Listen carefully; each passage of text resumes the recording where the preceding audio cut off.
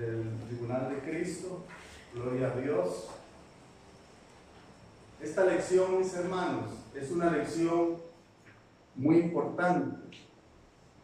Está casi a la mitad del curso. Usted ha escuchado lecciones del panorama escatológico, las 70 semanas de Daniel, del arrebatamiento y sus diferentes posiciones. Pero esta lección es una de la cual no podemos perdernos. Está justamente en el centro del curso y una lección tan importante que nos va a posesionar a nosotros en el reino.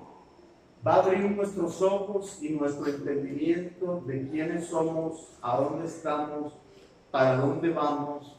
Y aunque son enseñanzas escatológicas, casi que el corazón de este curso es eso.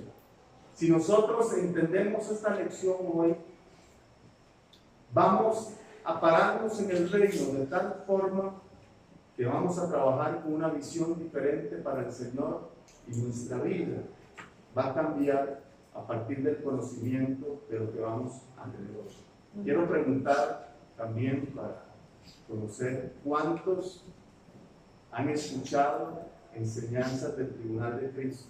Que me levanten la mano. Por acá, hermano, por acá. Bueno, el Tribunal de Cristo es algo real. Voy a ubicarlos un poquito. ¿Dónde va a ser el Tribunal de Cristo y cuándo será? Cuando el Señor venga por su iglesia y los muertos en Cristo resuciten primero y los que estemos vivos seamos transformados. El primer evento que se va a dar en los cielos es el Tribunal de Cristo. ¿Y por qué podemos decir con seguridad que el primer evento en los cielos va a ser el Tribunal de Cristo? Cuando usted lee Apocalipsis 5, ahí hay 4 seres vivientes que tienen ojos por todos lados, por todo su cuerpo. Y hay 24 ancianos, que son los que lanzan sus coronas. Estos 24 ancianos representan a la iglesia que ya está en el cielo. En la antigüedad, en el tiempo de Moisés, había un orden de sacerdotes, 16 órdenes de sacerdotes. Y en el tiempo de David, incorporaron 8 sacerdotes más y había una orden de 24 sacerdotes para cumplir los ritos ceremoniales. El orden arónico o levítico cesó cuando Cristo murió en la cruz del Calvario, pero existían esas 24 órdenes de sacerdotes. Cuando nosotros leemos Apocalipsis y vemos los 24 ancianos, dice la palabra del Señor en 1 Pedro 2:9, mas vosotros sois linaje escogido, real sacerdocio, nación santa, pueblo adquirido por Dios. Somos sacerdotes del Señor. Y esos 24 ancianos representan a la iglesia. Y si usted lee en el versículo 5 lo que esos ancianos y los 4 seres vivientes dicen, porque nos has hecho sacerdotes para Dios. Ellos mismos ahí lo dicen. Ellos están en el cielo representando a la iglesia. Ellos tienen coronas. ¿Por qué decimos que el primer evento es el Tribunal de Cristo? Porque los ancianos tienen corona. Quiere decir que si esos ancianos representan la iglesia, ya las coronas le fueron dadas. Y en el Tribunal de Cristo el Señor va a galardonar la obra de cada uno de nosotros y Él va a entregar esas coronas. Y estos ancianos ya tienen las coronas y las lanzan. Otra parte que es muy importante reseñar es al final de la tribulación las bodas del Cordero. Están vestidos de lino fino, de ropa blanca. Dice que el lino fino, dice ahí en Apocalipsis 19, son las obras justas de los santos. Entonces vemos que aquí los ancianos ya tienen las coronas porque ya pasaron el Tribunal de Cristo. Y cuando van a la boda del Cordero a reunirse con su amado, tiene vestiduras blancas que el Señor le entregó, y las vestiduras blancas son las obras justas de los santos. O sea que esa vestidura blanca que el Señor dio fue por las obras que el creyente hizo, que ahorita vamos a explicar bien para que usted no se confunda, pero sí quiero ubicarlos un poquito de dónde va a ser el tribunal de Cristo y el respaldo bíblico que hay para eso. Ahora bien, ¿cuántos se han preguntado los 4 seres vivientes llenos de ojos qué son? Eso no le da ninguna. 4 seres vivientes llenos de ojos por todos lados, ¿qué serán? Yo me pregunté por mucho tiempo qué era, y nosotros, para prepararnos para este curso, tenemos que estudiar mucho, prepararnos mucho y ver mucho material. Muchas veces hay material que tomamos, otros desechamos. Pero le diga algo que me pareció muy sensato: la representación de estos 4 seres vivientes. Y un autor dice que estos 4 seres vivientes representan el Evangelio, los 4 Evangelios. Los ojos que tienen por todo su cuerpo, es que nosotros tenemos que mirar a ese Evangelio donde el Señor mandó a predicar, porque el Evangelio son buenas nuevas, y también los ojos del Señor a través de la palabra se vuelven a nosotros, porque en la palabra es donde tenemos las promesas, y Dios se va a mover por ese testamento que ha dejado ahí, por esa palabra. Él la va a cumplir en nuestras vidas, y tanto el Señor nos vuelve a ver a nosotros como nosotros volvemos a ver el Evangelio del Señor, que es eterno, y a través de eso el Señor nos bendice. Y este autor citaba que esas 4 seres vivientes representan los 4 evangelios que hablan la vida de Jesucristo. Ahora bien, si usted tiene otro conocimiento de los 4 seres vivientes, quiere compartirnos, al final nos dice, o si más adelante usted se da cuenta que tienen otra representación, que usted manda el chat, me comunica a mí, y así nosotros nos enriquecemos. ¿Está bien? Apenas usted vea alguna otra posición, entonces nos comunica. Pero eso es como a grandes rasgos situarlos a ustedes de dónde va a ser el tribunal de Cristo y la importancia del tribunal de Cristo. También en esta lección, muchos los hermanos que por unos otros motivos, por trabajo, se han retirado, en esta lección, ahí en alguna página dice: te ganaste un libro. Pues si usted la encuentra, ya saben, tiene que decir, puede ser al intermedio o al final, porque si lo dice en medio de la lección, el trato era que perdía el libro. Entonces esté atento, porque en esta lección, ahí dice en alguna parte, te ganaste un libro. Ahora bien, si los hermanos que no pudieron venir o que se retiraron por este motivo, ahí decía, te has ganado un libro, ya no pueden pedir, y ese libro va a quedar al final. Yo le voy a hacer preguntas a ustedes, y el que responda la pregunta, entonces se va a ganar ese libro. Ya la hermana, creo, usted hermana, se ganó un libro, ¿verdad? Gloria a Dios. Hay que estar atentos. Entonces vamos a iniciar en la página, gloria a Dios, del Tribunal de Cristo, en la página 33.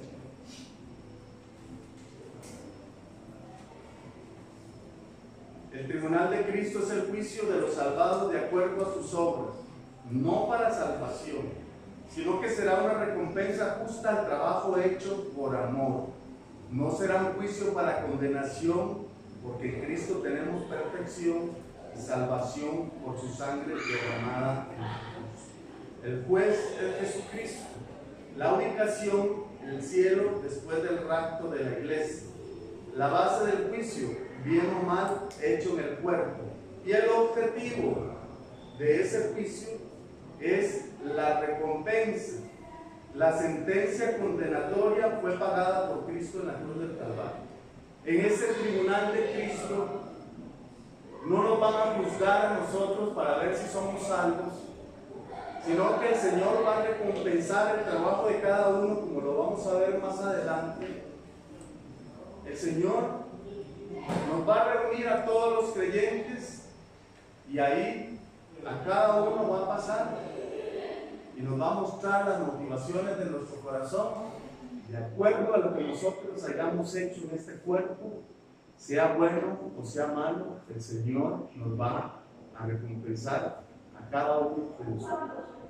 Yo quiero ilustrarles un poquito a ustedes que el tribunal, la palabra tribunal, cuando Pablo estaba usando tribunales, estaba usando la palabra bema, que es en griego, o bima, que era una plataforma que ellos situaban más alto que el nivel del piso normal, y es un lugar elevado donde se sube por escalones, una plataforma o una tribuna usada como asiento oficial de un juez.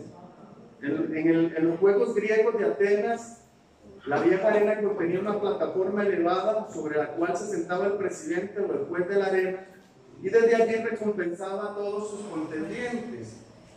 Allí recompensaba a todos los ganadores. Era llamado el bimá o asiento de recompensa. Nunca se usaba como un asiento judicial. Habían tres usos para este bema o para este bimá, que era una plataforma elevada, que muchas veces lo usaban como un estrado judicial para juzgar los hechos civiles de las personas. Otras veces lo usaban como en la forma militar para dar estrategias de guerra. También lo usaban este bimá para ese propósito, para dar las estrategias para la guerra. Pero había uno en especial y que nosotros creemos que era al que Pablo se estaba refiriendo, que era este bimá donde se sentaba en esa plataforma, ponían un asiento. Imagínense el Señor en el cielo, sentado a la diestra del Padre, mirándonos a nosotros, cómo nosotros actuamos y esperando que lleguemos a su presencia para recompensarnos. Eso era lo que hacía el juez. Si era una carrera atlética, él miraba ahí sentado. Si alguien no luchaba como atleta, era descalificado. Entonces él miraba cómo estaban actuando todos los atletas, y cuando terminaba la competencia, él venía y recompensaba. Lo bueno es que en las competencias de atletismo todos son recompensados.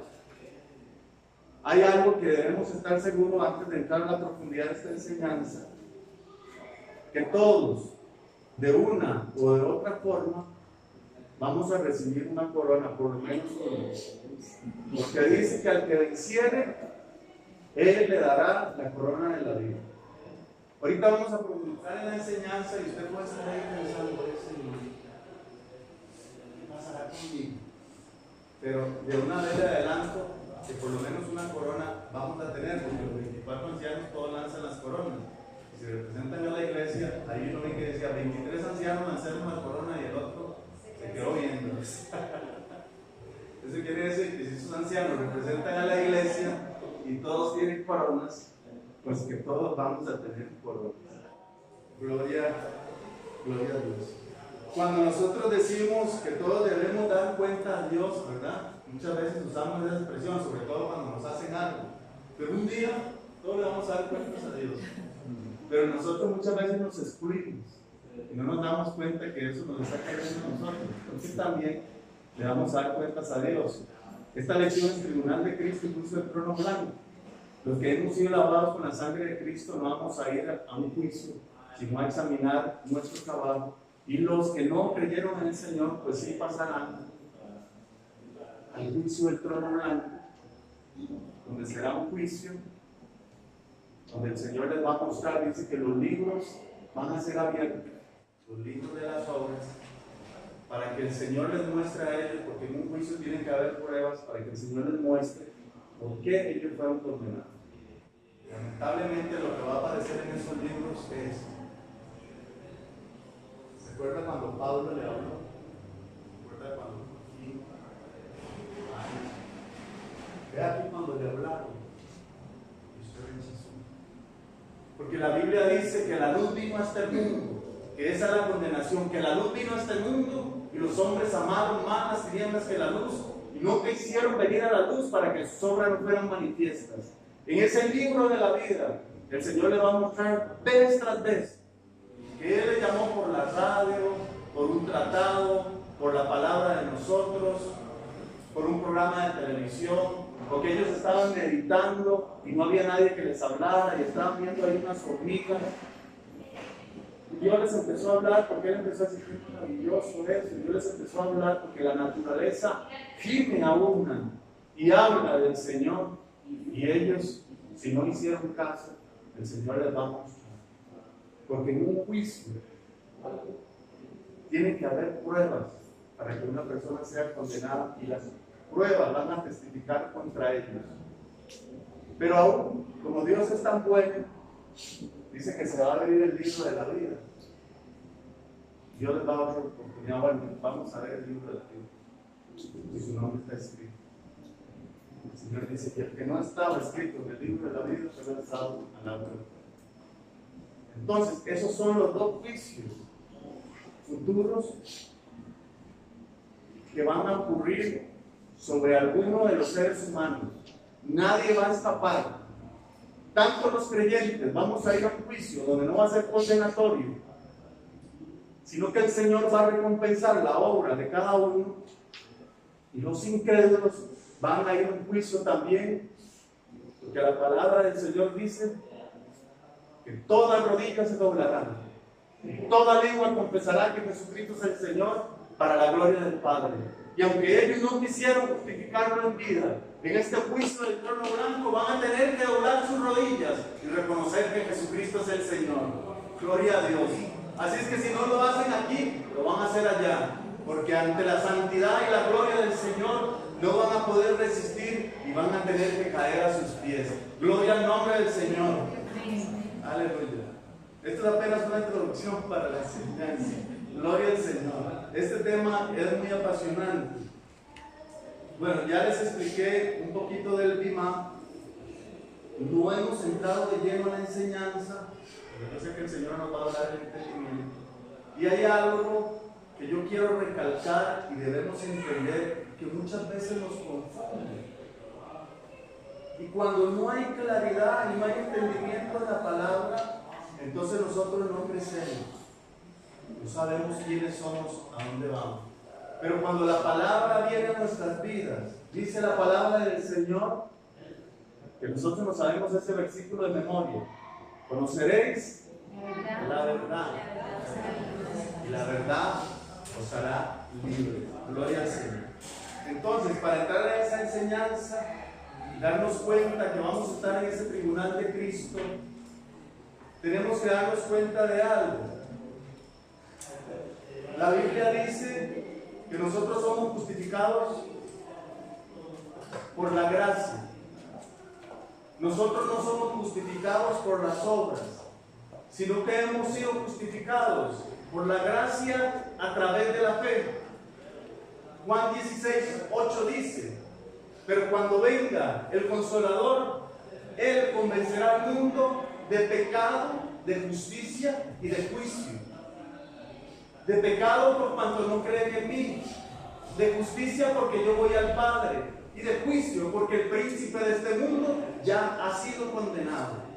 Él le dice al pecador, le muestra su pecado, pero le muestra a Jesucristo en la cruz del Calvario que hay salvación, y una vez que él le reconoce, es salvo. Pero el Espíritu Santo no se queda ahí, va a convencer de juicio. Le dice: el príncipe de este mundo ya ha sido condenado y tenemos autoridad del Señor. No tenemos que ser esclavos de Él ni hacer caso a sus artimañas, porque Dios nos ha dado muchas armas. Las armas de nuestra milicia no son carnales, son espirituales. Entonces esa es la obra del Espíritu Santo. No solamente convencernos que somos pecadores, sino darnos la salvación a través de Jesucristo y darnos autoridad, porque el príncipe de este mundo ya fue juzgado por Jesús en la cruz del Calvario. Gloria a Dios. Entonces, hay un error que cometemos nosotros los evangélicos, y es este: ¿cómo creemos que la salvación es por fe y no es por obras?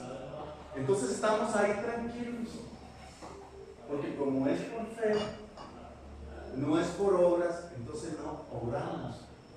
Porque sabemos que la iglesia tradicional recalca que hay que obrar y cada día por lo menos tiene que hacer una buena obra. Pero los creyentes no entendemos algo que usted va a comprender en esta noche y le va a abrir el entendimiento como me lo abrió a mí cuando yo lo entendí. Ciertamente la salvación es por fe y no es por obras. Cuando nosotros leemos en Romanos, que no está ahí en su folleto, cuando leemos en Romanos 4, que habla de la salvación por medio de la fe, y cuando leemos Santiago capítulo 2, y vemos que el hombre no solo justificado por la fe, sino también por las obras, como que hay un cortocircuito, y dice usted, ¿qué es esto? No entiendo, la palabra se está contradiciendo. ¿Qué es lo que pasa? Porque allá dice que el hombre es justificado por la fe, y aquí Santiago dice que yo tengo que obrar, porque una fe sin obras, ¿qué dice? Es muerta. Entonces muchas veces no entendemos eso y no comprendemos qué es lo que dice. Y cerramos la Biblia y dice, va a esperar que el pastor predique y me diga cómo es eso. Pero si lo oramos al Señor, el Espíritu Santo nos da entendimiento. Entonces en la hermenéutica hay una ley, que es el contexto. Un contexto anterior al contexto posterior. Muchas veces nosotros tomamos un versículo y lo tomamos a la ligera y no leemos los contextos, y el que no lee el contexto hace un pretexto. Entonces nosotros tenemos que darnos cuenta de los contextos. Siempre que usted lea un versículo, lea antes y lea después, para que usted entienda de qué está hablando el autor que usó el Espíritu Santo para que la palabra llegara a nosotros. Esta parte tiene que quedar clara para entrar a la lección, para que nosotros nos demos cuenta cuál es nuestro lugar. Bueno, el ejemplo en Romanos, que es el ejemplo de Abraham, es Romanos 4, del 1 al 5, lo puede apuntar ahí para que usted lo lea, o el que trae Biblia en el celular, porque no está en el folleto, lo puede buscar. Dice así el versículo 1: ¿qué pues diremos que halló Abraham, nuestro padre, según la carne? Porque si Abraham fue justificado por las obras, tiene de qué gloriarse, pero no para con Dios. Porque, ¿qué dice la Escritura? Creyó Abraham a Dios y le fue contado por justicia. Pero al que obra, no se le cuenta el salario como gracia, sino como deuda. Mas al que no obra, si no cree en aquel que justifica al impío, su fe le es contada por justicia. Quiere decir que nuestra fe nos es contada por justicia. Ahora bien, no les voy a leer el contexto, vamos a ir a Santiago, porque tal vez muchas veces usted se va a encontrar en esa encrucijada. Entonces vamos a leerlo como muchas veces lo leemos, y a veces sacamos un versículo de aquí y otro de allá y otro de allá, y no sacamos tiempo para leer todo un libro, o por lo menos todo un capítulo. Entonces, cuando leemos hay que leer todo el capítulo, o leer todo el libro para saber todo el contexto de lo que nos está diciendo el autor. Vamos a ir a Santiago 2, 14, donde dice que la fe sin obras es muerte. Dice el 14: hermanos míos, ¿de qué aprovechará si alguno dice que tiene fe y no tiene obras? ¿Podrá la fe salvarle? Y si un hermano o una hermana están desnudos y tienen necesidad del mantenimiento de cada día, si alguno de vosotros le dice, id en paz, calentados y saciados, pero no le dais las cosas que son necesarias para el cuerpo, ¿de qué aprovecha? Así también la fe, si no tiene obras, es muerta en sí misma. Pero alguno dirá, tú tienes fe y yo tengo obras. Muéstrame tu fe sin tus obras. Yo te mostraré mi fe por mis obras. ¿Tú crees que Dios es uno? Bien haces. También los demonios creen y tiemblan. Mas quieres saber, hombre vano, que la fe sin obras es muerta. ¿No fue justificado por las obras Abraham nuestro padre cuando recibió a su hijo Isaac sobre el altar? ¿No es que la fe actuó juntamente con sus obras, que la fe se perfeccionó por las obras? Y se cumplió la escritura que dice, Abraham creyó a Dios, le fue contada por justicia y fue llamado amigo de Dios. Vosotros veis pues que el hombre es justificado por las obras y no solamente por la fe. Entonces vemos ahí el versículo 24, que el hombre es justificado por las obras y no solamente por la fe. Y tal vez muchas veces no entendemos. Y decimos, bueno, soy justificado por la fe y no tengo que obrar. Pero ¿qué es lo que ocurre acá? ¿Dónde está el contexto? En el versículo 15 de Santiago. Dice, y si algún hermano o hermana están desnudos y tienen necesidad de mantenimiento cada día, dice, si no le da lo necesario, ¿cuál es el contexto aquí? El hermano, ayudar al hermano, obras hacia el prójimo. Ese es el contexto de esta escritura. Aquí no está hablando de salvación, aquí está hablando de una fe horizontal. Cuando nosotros somos justificados por la sangre de Cristo y por su gracia, es una fe vertical hacia Dios.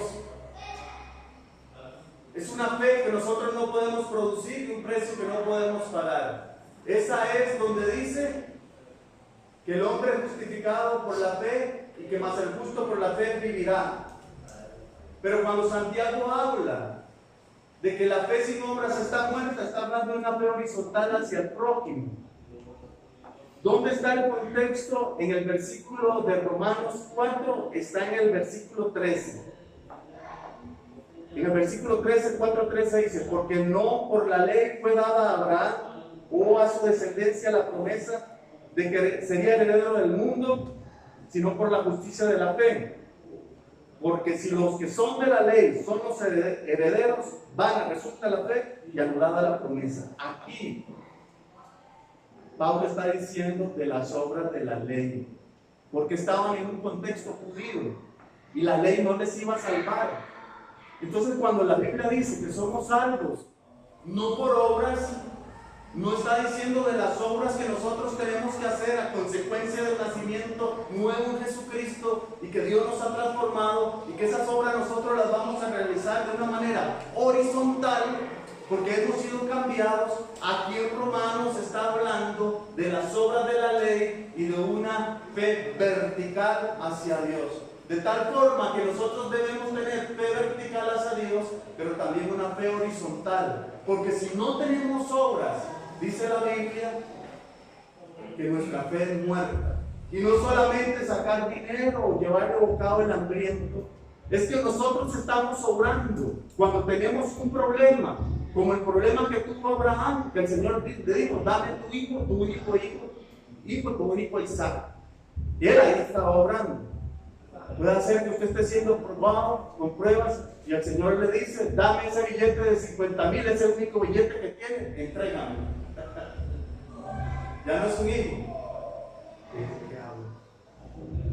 ¿Lo doy por fe o no lo doy por fe? Y el Señor te está pidiendo y usted está orando. Cuando usted tiene problemas y luchas y usted toma la palabra y la pone por obra, estamos obrando. Pero es que muchas veces no entendemos qué es las obras, creemos que es ayudar a los demás. Pero las obras es que a través de la fe yo estoy creciendo del conocimiento de Cristo. El Señor está desarrollando en mí la vida de Cristo, el fruto del Espíritu Santo, el amor, el gozo, la paz, la paciencia, la benignidad, la bondad, la fe, la mansedumbre, la templanza. Cuando yo estoy creciendo ahí, estoy obrando porque todas esas promesas las recibimos por fe. De tal forma que si nosotros nos quedamos en el umbral y no avanzamos más hasta llegar a ser maduros espirituales, quiere decir que nuestra fe está muerta. Tenemos la salvación, pero nuestra fe no la hemos desarrollado. Y mis hermanos, ya para terminar ahí con esta parte, déjenme decirle algo que es muy importante. Si no hay prueba, no hay crecimiento. Que cuando usted tenga alguna prueba, glorifique a Dios porque vamos a crecer. Hay veces queremos que las pruebas se vayan rápido y no nos damos cuenta de qué es lo que esa prueba está produciendo en nuestras vidas. Pero cuando nosotros le Señor, enséñame, muéstrame. Y en la medida que nosotros nos demos cuenta qué es lo que quería lograr la prueba se va. Pero hay hermanos que como no se dan cuenta, no dicen, la prueba queda y queda. Y le voy a poner un ejemplo. Los israelitas en el desierto, 40 años. ¿Por qué? tenían que aprender y no aprendieron, y hasta que muriera el último no podían ingresar. Entonces muchas veces pasa eso. Ay, esta prueba del diablo, bueno, puede hacer que el enemigo esté ahí molestando, como este botón que se me cayó, pero gloria a Dios, porque así va a estar más fresco. Y pasa eso, hermanos, que si no hay prueba no hay crecimiento. Doy gloria a Dios por las pruebas. Ve a una persona aprobada y a una persona que está creciendo. Tiene pruebas, va a crecer, gloria a Dios. Porque si vienen pruebas diferentes, estamos creciendo. ¿Cuál es la alerta? Cuando una prueba, 1 año, 2 años, 3 años, 5 años, 40, en este desierto. ¿Qué estará pasando, hermano? Gloria a Dios. ¿Les quedó claro lo de Romanos y lo de Santiago? Lo de las obras, que es una fe vertical y una fe horizontal. Cuando yo conocí eso, me hice libre, porque a veces no entendemos y creemos que no debemos obrar. Gloria a Dios. Ahora sí, vamos a entrar a la enseñanza. En 2 Corintios 5:10, ahí está en el folleto, es donde nos apoyamos para el tribunal de Cristo.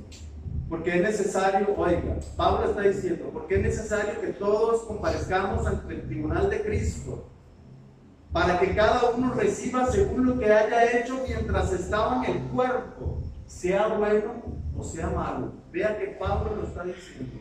Es necesario que el hermano José Ángel, que el hermano Joaquín,